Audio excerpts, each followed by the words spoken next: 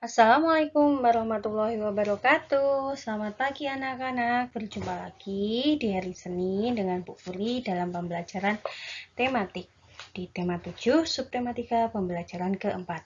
Nah, anak-anak, siapkan ya alat tulis kalian dan buku pena setelah tema 7-nya.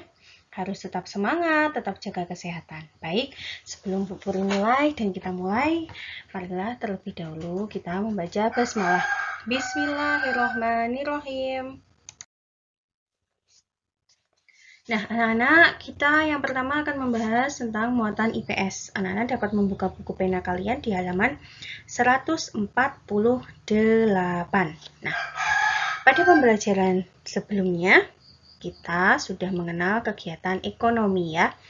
Selain itu, ada kegiatan ekonomi lain yang biasa dilakukan oleh masyarakat untuk memenuhi kebutuhan hidupnya. Nah, salah satunya ini ada beberapa contoh kegiatan ekonomi. Yang pertama, pertambangan. Nah, kegiatan ini banyak dilakukan oleh masyarakat yang tinggal di daerah tambang, misalnya tambang pasir gitu ya, berada di sekitar aliran sungai atau pantai. Nah, hasil dari kegiatan tersebut apa? Yang bekerja sebagai penambang pasir, ada yang kerjanya sebagai mencari pasir dan kapur itu sebagai bahan baku bangunan. Terus emas dan perak sebagai bahan dasar perhiasan. Minyak bumi, gas bumi, dan batu bara sebagai bahan bakar. Nah, belerang itu sebagai bahan baku obat-obatan. Nah, kegiatan ini biasanya melibatkan perorangan dan badan usaha. Bahan tambang itu bersifat tidak terbarukan sehingga kegiatan dalam pemanfaatnya harus dilakukan dengan bijak karena tidak ada gantinya ya. Jadi kegiatan di bidang pertambangan itu ada yang bekerja penambang pasir, emas, batu bara, perak, terus penambang batu kapur, terus penambang belerang. Nah, pekerjaan ini biasanya itu sangat berisiko tinggi ya, makanya itu harus berhati-hati dan bijak menggunakannya. Maka dari itu kita harus bisa menghemat bahan-bahan yang dari bumi ini karena dia kalau dipakai terus-menerus akan habis. Nah, yang kedua yaitu industri. Kegiatan yang dilakukan dalam industri itu berupa pengolahan bahan baku menjadi barang setengah jadi atau barang jadi ya. Ini kegiatan industri itu. Nah, industri biasanya dilakukan di dalam mana?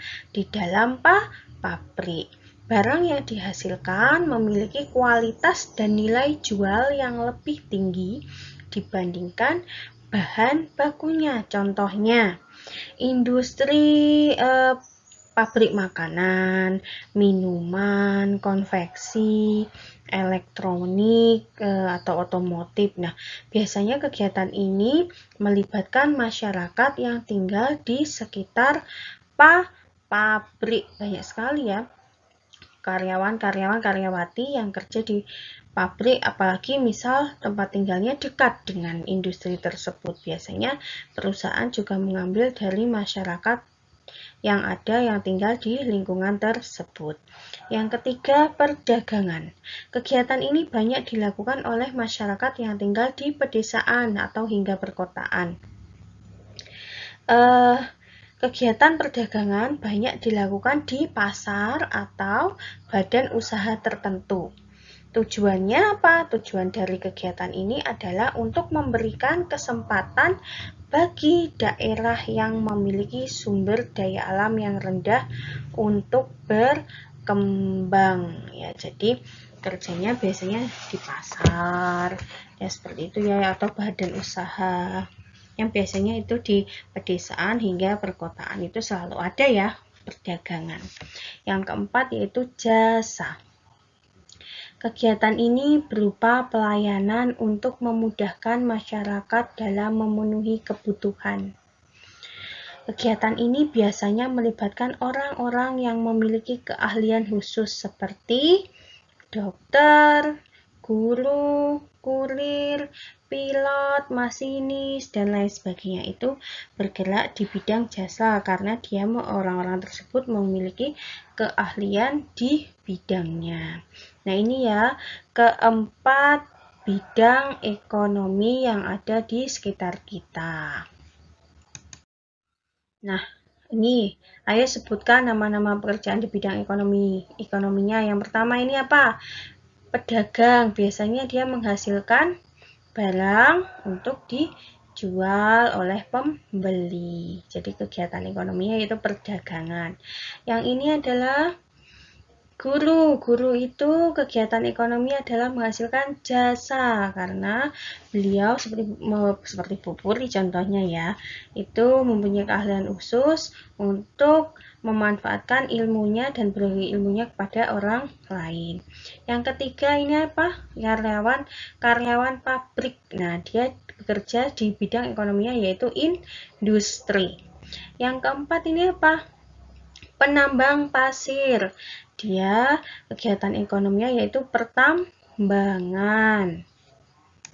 Nah, tugas kalian kerjakan latihan di halaman 149 nomor 1 sampai 4. Tulis soal dengan rapi dan jelas. Selamat mengerjakan.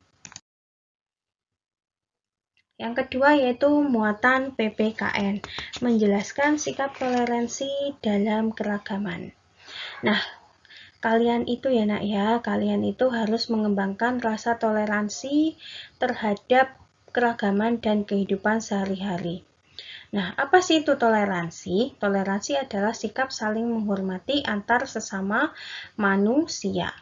Nah, sikap toleransi itu dapat mempererat hubungan dalam bermasyarakat. Nah, berikut ini bentuk-bentuk toleransi dalam keragaman di Indonesia. Yang pertama, toleransi dalam keragaman agama. Nah, setiap warga negara itu memiliki kebebasan untuk memeluk suatu agama. Mereka juga diberi kebebasan untuk beribadah sesuai dengan agamanya masing-masing. Nah, ini contohnya sikap toleransi, menghormati orang yang sedang beribadah, saling menghormati dan bekerja sama antar umat beragama, menjaga kerukunan antar umat beragama, tidak memaksakan suatu agama kepada orang lain. Contoh yang kedua yaitu toleransi dalam keragaman suku. Ya, kalau yang pertama toleransi dalam keragaman agama, yang kedua toleransi dalam keragaman suku bangsa.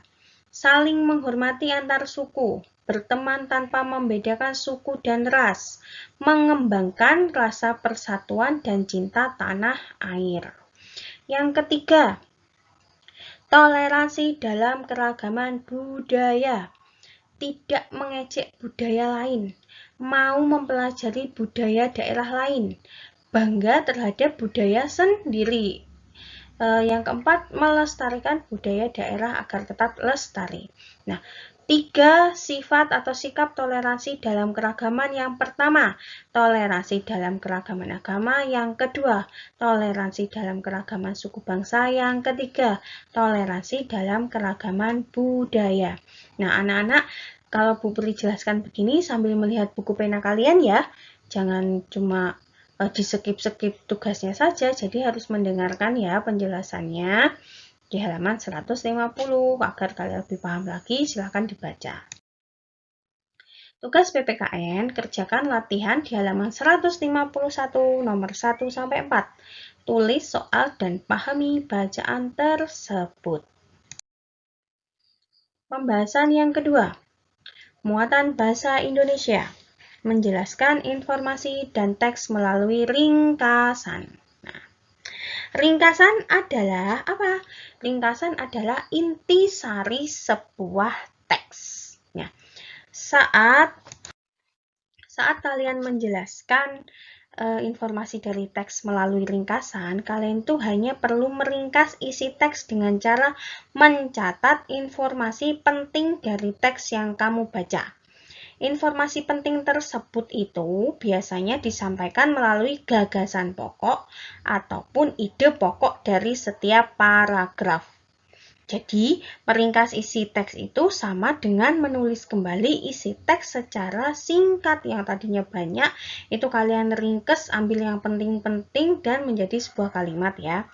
Dalam meringkas, urutan setiap peristiwa pada teks harus sesuai dengan isi teks yang sebenarnya. Nih ada contoh. Budaya di Indonesia memang sangatlah beragam, termasuk kulinernya. Masing-masing daerah memiliki makanan khas sendiri. Kini, sejak saya tinggal di Jawa Barat, selama beberapa tahun terakhir, menu favorit makan pagi saya pun bergeser menjadi lontong kari. Potongan daging, ayam, dan sapi, telur, juga lontong yang dilengkapi dengan kuah kaya santan. Dan rasa kari ini sangat sulit untuk ditolak di pagi hari. Nah, ini adalah sebuah teks. Nah, dari bacaan ini kalian dapat meringkasnya. Contohnya, budaya di Indonesia sangatlah beragam, termasuk kulinernya. Selama saya di Bandung, itu saya mempunyai makanan favorit pagi, yaitu lontong kari. Nah, dia itu sangat lezat sekali. Isinya ada ayam atau sapi, telur, juga lontong yang dilengkapi dengan kuah santan yang nikmat. Dan rasa kari ini sangat sulit untuk ditolak di pagi hari. Nah, jadi diringkas seperti itu, tidak langsung model. Jadi yang menurut kalian penting di sini, intinya atau gagasan pokoknya kalian tulis kembali. Nah, anak-anak cukup sekian ya penjelasan dari Bu Puri. Anak-anak dapat membacanya dan belajar lagi di buku pena kalian, mulai di halaman 148 sampai dengan di halaman 152. Oke, semoga bermanfaat. Bu Puri akhiri. Wassalamualaikum warahmatullahi wabarakatuh.